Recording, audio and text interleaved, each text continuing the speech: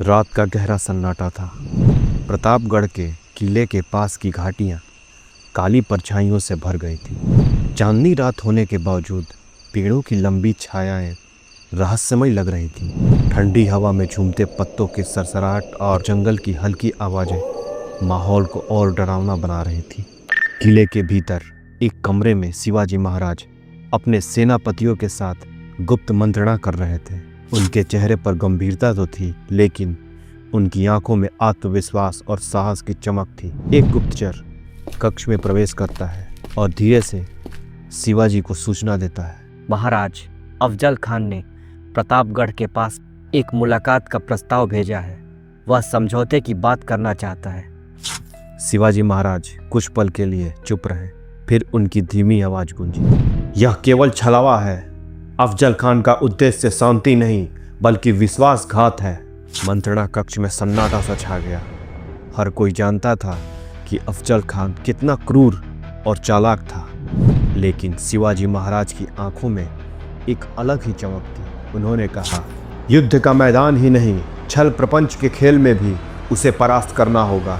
यह मुलाकात उसकी आखिरी मुलाकात होगी।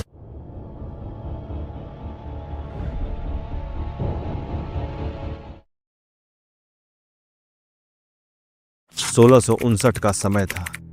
बीजापुर के सुल्तान आदिल शाह मराठा साम्राज्य की बढ़ती ताकत से चिंतित थे। शिवाजी महाराज ने अपने कुशल नेतृत्व और रणनीति से कई महत्वपूर्ण किलों पर कब्जा कर लिया था।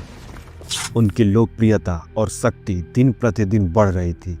आदिल शाह ने शिवाजी को रोकने के लिए अपने सबसे ताकतवर सेनापति अफजल खान को भेजा।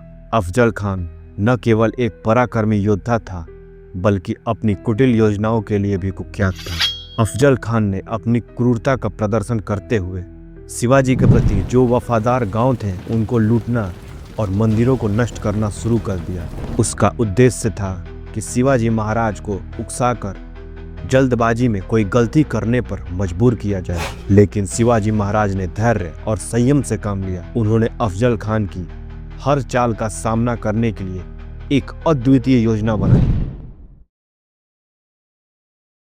शिवाजी महाराज को पता था कि अफजल खान उन्हें बातचीत के बहाने धोखे से मारने की योजना बना रहा है। उन्होंने यह तय किया वे इस मुलाकात को अपने लाभ के लिए उपयोग करेंगे।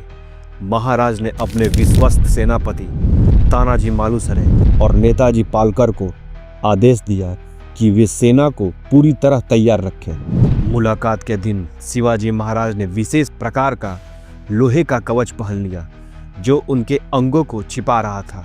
साथ ही उन्होंने अपने साथ वाघ नख, जो एक प्रकार के नाखून जैसा धारदार हथियार होता है, और एक छोटी सी छुरी छुपा ली। शिवाजी ने अपने सहयोगियों से कहा, यदि मैं सफल रहा तो दुश्मन का अंत होगा, और यदि नहीं तो प्रतिशोध लेने की जिम्मेदारी अब तुम्हारी होगी।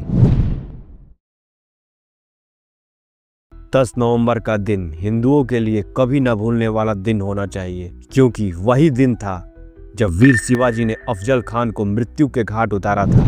अफजल खान हर स्थिति में शिवाजी को मारना चाहता था, जबकि उसे यह पता था कि वह शायद ही शिवाजी को मार सकेगा। उसे पहले ही उसकी मौत की जानकारी मिल गई थी। डेनिस किंगकैड अपनी पुस्तक शिवाजी द ग्रैंड रिबेल में लिखते हैं कि परंपरा के अनुसार जब अफजल खान अपनी विजय के लिए दुआ मांगने मस्जिद गया तो वहां पर मौलवी उसे देखते हुए रोने लगा, और फिर उसने कहा कि उसने मौत के साए को अफजल खान पर देख लिया है। अफजल खान इसे अपनी मौत का संकेत मानकर अपने महल गया और अपने हरम में मौजूद 64 औरतों को पानी में डुबोकर मरवा दिया, जिससे वह उसकी मौत के बाद किसी और के साथ जीवन न जी सके। मुलाकात का दिन आ गया। प्रतापगढ़ के पास का स्थान चुना गया, जहां शिवाजी और अफजल खान को एकांत में मिलने की व्यवस्था की गई।